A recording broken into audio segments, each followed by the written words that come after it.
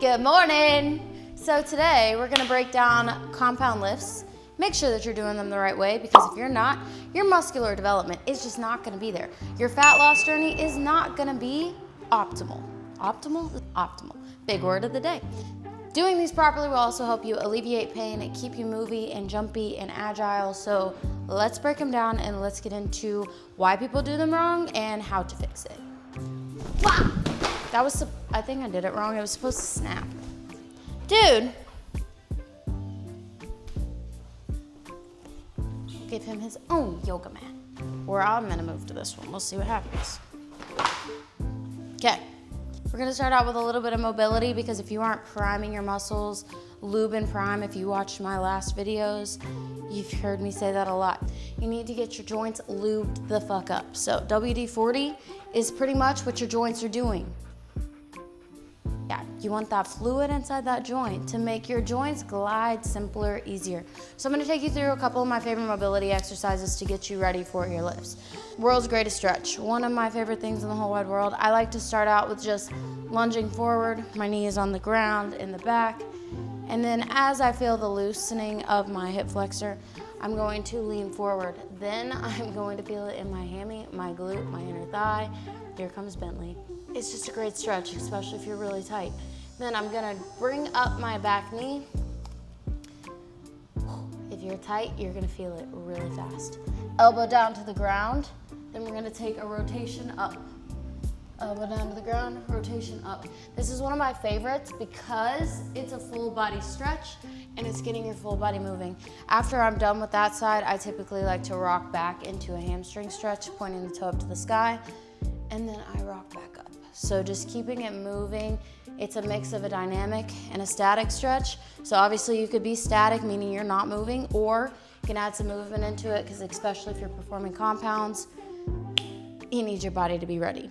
A compound movement is an exercise that's gonna work your full body. So even though you're targeting specific movements, you need your whole body to complete it, and your whole body will be working. So example, squat, deadlift, overhead press, and bench press. Those are a couple. And you will feel it in your whole body. So we're getting ready.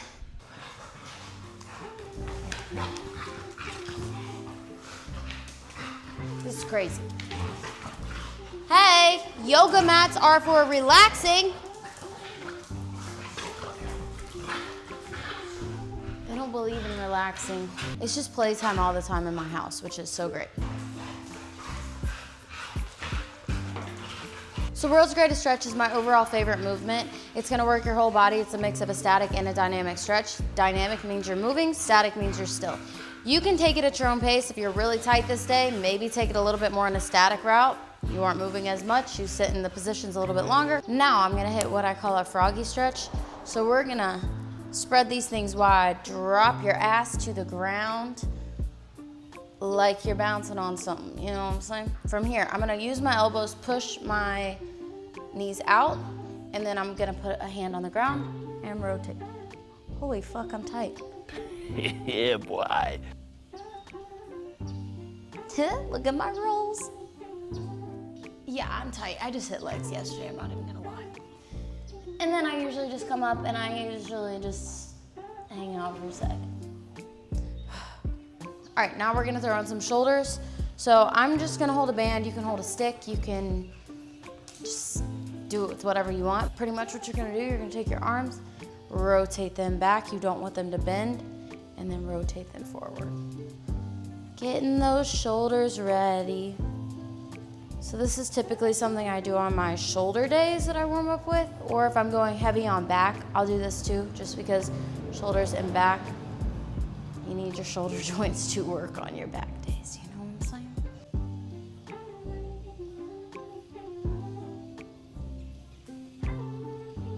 saying? Sometimes I just like to make it extra tight and stretch. Holy fuck, are my abs popping?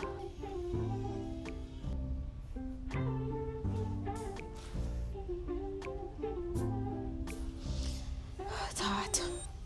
I don't know who thought it was a good idea to let me have my hair down that long. At crisp.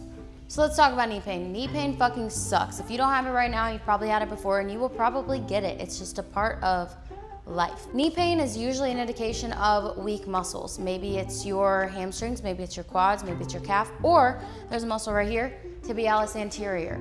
That is a muscle that protects your shin and causes your foot to be able to move up. So that's a muscle that a lot of people don't even think about working because they don't even realize it's there.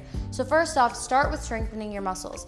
Do wall sits, leg extensions, leg curls, calf raises.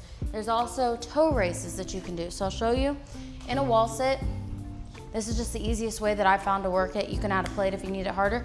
You're gonna raise your toes up to the sky and drop them down. Raise your toes up to the sky, drop them down. You can do this with a band, attach a band to a pole in front of you and then bring your foot towards you. So the band is here, bring your foot towards you. That's gonna help strengthen your tibialis anterior. That's also gonna help stabilize your joint, taking the pressure off of your knee. It could also be because you aren't warming up and you have tight muscles. So doing mobility, stretching, really prioritizing your breath work. Because whenever you're stretching, your muscles aren't actually releasing, it's your ability to allow your muscle to relax.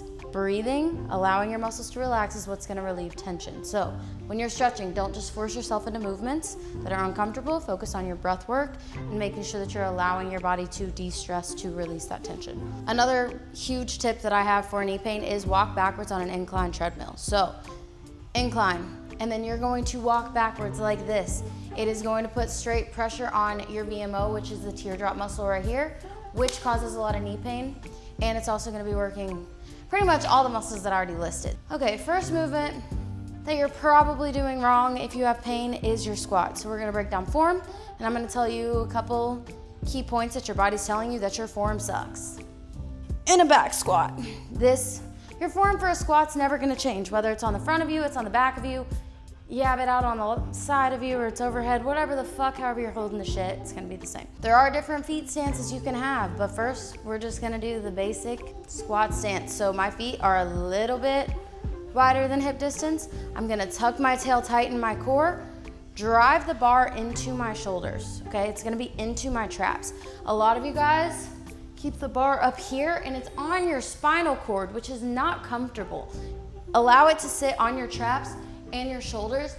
That's like a holder, and then you pull the bar down into you. Doing that is gonna stabilize the bar, but it's also going to utilize your whole body to work. Tuck my tail tight in the core, go down into my squat, keep your knees in line with your toes, your middle toes, and then push back up. Whenever I'm squatting, I'm thinking about spreading my toes apart and pushing from all parts of my foot to get back up. A lot of times, whenever people squat, if they're going too heavy or their form sucks, or maybe their mobility kind of sucks, you're gonna see a couple things. You'll either see the knees go in like this, and then they're going. That is so much pressure that is not distributed the right way. So to do that, to strengthen that, hip abductors look really good, but also just think about knees in line with my middle toes and going back up. If you need to prioritize it a little bit more or squats scare you, try a box squat. So a box squat magically appeared here under my ass. Isn't that crazy? I'm gonna go down in my squat. I'm gonna sit my ass down, and then I'm not gonna use momentum to get back up, but this is teaching you proper form, giving you a stopping place, making sure that you're going deep enough, but also allowing you to reset, re-engage, prioritizing form the whole time. This also helps get your PRs high as fuck.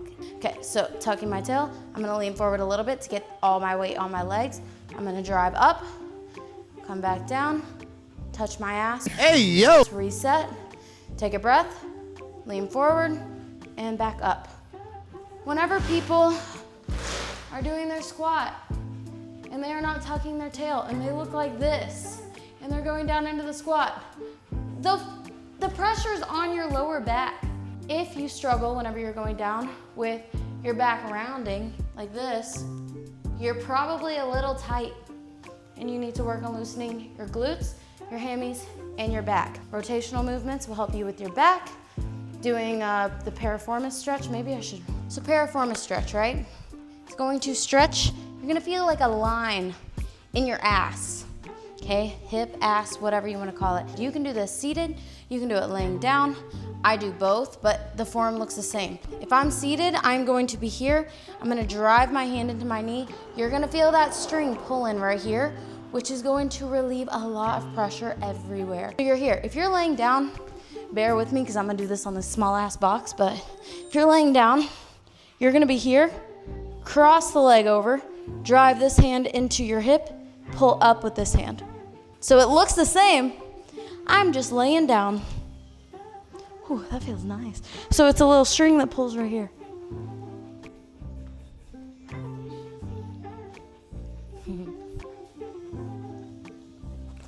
Do you think I'm dead? I'm alive. So if you struggle with sciatic pain, that is something that absolutely fucking sucks. It's a shooting pain that goes down your leg. Whenever you're walking, you're like, "Ay!" and you don't want to walk anymore. I know. It sucks, but there are some things that you can do to help that too. If you have a partner, these will get better, and I'll explain how to do it with a partner. But if you don't, you can do them at home or you can do them at the gym. So first one, hip thrust, glute bridge, whatever you want to call it. So what I'm going to do is I'm going to flatten out my back, neutralize my spine. I'm going to tuck my feet in. I don't want them all the way out here. I want them here. You want to work your glutes, not your hamstrings. Your hamstrings are going to work, but primarily burning in the glutes. Driving my back down into the ground, keeping my core tight. I'm going to bridge up. I'm going to hold for 5 seconds. You're going to do 10 rounds of these. And then come back up. Squeeze in those booty cheeks. Exercise 2. If you have a partner, this works better. Okay? If you have a partner, this works better. You're going to raise up and you're going to bring your legs out. Okay? So I'm working my abductors. If that feels awkward, you're not feeling it in your abductors, you can do clamshells. So you're here, raising your hips up off the ground, and then you're going to bring this up. So you're working this muscle right here. If you're at the gym, hit that on a hip abductor machine, adductor machine, so bringing in, bringing out. Some people call them good girls, bad girls, because it's either open your legs or close those legs, right? You wanna work your abductors, adductors. Adductors means you're bringing them into your body, you're adding to your body. Abductors, BD, they're away, you're bringing them away from your body. If you have a partner, like I said, you're gonna do it a little bit differently, but it's better. So try to do it with a partner if you can, or the gym. But body weight is not gonna get you as right as fast. If I have a partner, I'm gonna go into my 10 reps of my glute bridge like this, yeah? After this, I'm gonna have my legs here. I'm going to have my partner hugging my legs like this. Whenever they are hugging my legs like this, they're gonna be pushing in, I'm gonna be pushing out for 5 seconds. So it's gonna look like this. 1, 2, 3, 4, 5, and then I relax. 1, 2, 3, 4, 5. Okay, so I'm pushing out, they're pushing in. Next one, they're gonna put their hands on the inside of you, and then you're gonna be pushing in, they're gonna be pushing out. So it's always opposite pressure. That's what's gonna help you get your hips back in alignment. So you're gonna be here, you're gonna push in, they're gonna be pulling out. You're fighting for 5 seconds, and then back in. Relax, go again. Fighting, fighting, fighting, fighting, and then back in. It doesn't work by yourself because you need to be in this position. I didn't feel that in any of the motions I didn't feel that in any of the muscles that I needed to feel that in. That's why I'm saying you can't do this on your own. You do need somebody for that. But at the gym, that's an optimal place to do it if you have to do these solo, because you can grab the hip abductor, adductor, and then do your glute bridges on the ground. But that's gonna alleviate a ton of pressure. And let's say you feel good. You've been doing those for a couple weeks. Your sciatic pain's going away. That does not mean you stop working it.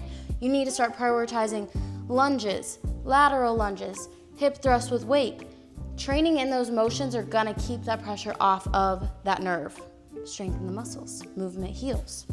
All right, we're gonna talk deadlifts. Deadlifts are amazing for your lower back strength, your core strength, your glutes, your hammies. It's working your full body and they are amazing. So make sure you don't skip out on them. A lot of people shy away from them because their back hurts when they're doing it. Most of the time, that's an indication that you're not pushing your hips back far enough. So a hinge means you are folding at your hips. But you are not just folding at your hips. You don't want to just fold over. All the pressure's on my back and my back rounds. So, shoulders back, tuck my tail, tighten my core, bend my knees a little bit for an RDL. We can go into a conventional deadlift in a minute, but we're doing an RDL for a second. I'm going to shoot my hips back like I'm closing a drawer behind me in the kitchen. And now I'm gonna come back up, driving through my heels, keeping my back flat the whole time. Shoulders back. Shoot that back. The bar is going to ride the line of your legs. If you go past your limit of flexibility, your back is going to round. You don't have to go all the way to the floor in order to be working it. It depends on your flexibility. If you need to put yourself on a plate so that you can go down lower because you're flexible as fuck, go for it. But if you are not flexible, and let's say your range of motion stops right here below the knees, go back up. As you get more bendy, as you get more strength, you will be able to go down lower. Don't force the movement too early. So when it comes to back pain with your deadlifts, take that as your body's cue. Something's not right. Turn sideways in a mirror, look at your form. Are your shoulders coming forward? Are you rounding your back? You should be pinched. Your shoulder blades are pinching the whole time, pushing your shoulders down into your body. Tail is tucked, core is tight. Go down and then come back up. If you are feeling pain in your hammies and it's not a muscle pain, it's like too stretched, bend your knees a little bit more. No big deal. But pay attention to your body's cues. It'll always tell you what it needs. Prioritize form over weight. I haven't tried to test my PRs in probably 2 or 3 years because that's not the way that I'm trying to train anymore. I am not an Olympic athlete. I don't need to be increasing my PRs all the time, but I still train like an athlete. I train for function. I train to make sure that I'm able to move in all directions in any case scenario. Somebody's chasing me, trying to get my purse. I don't even carry a purse, but they're trying to do that. I'm gonna be able to knock that motherfucker out. I'm gonna be able to run from him, whatever, because I train in a way that's functional in my everyday life. Compound movements are functions that you do every single day. Don't shy away from them. If you're confused on what I'm saying right now, every time you bend down to pick up a bag of dog food, this is a deadlift. Every time you sit down on your couch after a long ass day, a squat. If you're pushing your fridge back into the wall, bench press. You're grabbing something from your top shelf because you're too short and you're probably on your tippy toes, shoulder press. Lunge, you're going up fucking stairs. So, don't tell me you don't need to train these movements because you're too old or your body doesn't like them because you do them already. And if you don't train them, you're not gonna be able to do them in 20 years, depending on your age, or just as your health starts to go down, but it doesn't have to. That's a mental thing. So I did say conventional deadlift, right? I personally don't love conventional deadlift. I feel like my body proportions just don't feel it the way that it's supposed to, and I have trouble with my mind-muscle connection. So I do hit my RDLs a little bit more than I do conventional. But a conventional deadlift, you're pretty much going to be in a squat position. You're going to be here, the bar is resting on the ground, and it's the same motion as the RDL, except your knees are bending on the motion itself. So I'm dropping down, but you don't want to drop below 90 degrees because then you're taking the pressure off of your glutes in here and it's going more into your quads. You still want this to be a glute and a hammy, lower back primarily focused exercise. So here, but I want to be up a little bit, so I'm ready to pull, and then I bring it up. All right, let's talk about bench press. So bench press, this is a compound, and most of you guys make it to where it's not a compound anymore because y'all are raising up your legs, you're not pushing through your feet, all the things. So you're gonna go here. In my bench press, I'm going to put my shoulder blades under me, push my shoulders down, and I have my feet firm on the ground. My feet are flat. This is gonna allow me to push, utilizing my legs to help get that momentum up to my arms. So I'm going down here and then pushing up. If you are pushing and you've noticed that you're shrugging up, you're probably going a little too heavy. Now, we're gonna shoulder press. Shoulder press is one of my favorite movements, favorite exercises if you can't tell by my shoulders. For shoulder press, you're gonna be here. I see a lot of people cheating on their reps on shoulder press and it low-key pisses me off because you are leaving gains on the table. Okay, so you're gonna be here, driving up, push them closer together at the top, coming down. You wanna keep your core engaged here too. Blowing on your push, coming down, blowing on your push. When I say you cheat on your reps, I see this. Or you guys are moving so fast, like what the fuck are you doing? You're not doing a pump, you're doing a press. If you wanna get that pump, you can add those too, make it a little harder, but like, do your reps the right way. Stabilizing with my lats, so do you see my lats popping out right now? It's because I am pushing my shoulder blades down. See the difference if I just push versus when I have my lats engaged? Here, lats engaged. You want that stabilization. Here, press. And I'm pushing through my feet and I'm keeping my core engaged. Lats engaged. Stabilizing, allowing my shoulders to take the load, not my traps, not my rhomboids, not any other muscle. Shoulders. If you struggle with shoulder pain is no joke. Focusing on mobility, I've made a couple of videos using these exercises, but around the world, the Y raises, did you hear that? That was my hip. The external rotation with the dumbbell. Remember all those? Those will help stabilize your shoulder joint, taking some of that pain off of your shoulder. If you have shoulder injuries, changing up your grips, meaning let's say you're doing lateral raises, your hands are flat like this, that hurts, try thumbs up and then do it. Most of the time, if you can't do one, but you flip to the other, it utilizes another muscle enough in your shoulder, there's a bunch in there, that it takes the pressure off of the one that hurts. But if you have an injury, you wanna strengthen the muscles around and then work in. You don't wanna work in and then work out. A lot of things that I see with my clients or with people, maybe you've been lifting for a long time, maybe you haven't been, but you get very comfortable in the movements that you're comfortable with. You're not working all the muscles in your body. You need to get comfortable trying new things, changing up your routines, and making sure that you're working your body in all planes of motion. Front, back, side, side, rotational. That is what's gonna grow your body overall. So today we went through compound lifts, how to do them correctly, how to avoid injury, how to do them the right way. If you are not doing exercises the right way, you are limiting yourself on your progress, on how you look, on your strength, on your overall well-being. Make sure you're prioritizing form over weight at all times. This is what's gonna help you prevent injury, because if you do these things wrong, it can cause injury. And the goal is to better yourself, to look better, to feel more confident, to get your energy back, to perform better at work, at home, in your relationships, in the gym. So don't hurt yourself by being stupid and not paying attention to what your body is telling you. And if you need more help, please go to my bio. Link for my coaching platform is there. It's CaleighMackenzieCoaching.com.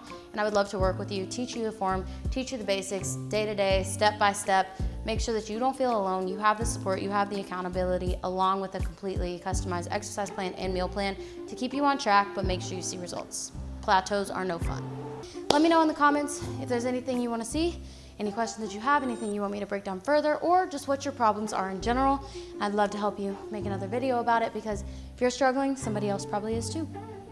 I'll see you next time, and you might as well, like I said, hit that sub, comment, like, and turn on those fucking notifications. Okay, bye.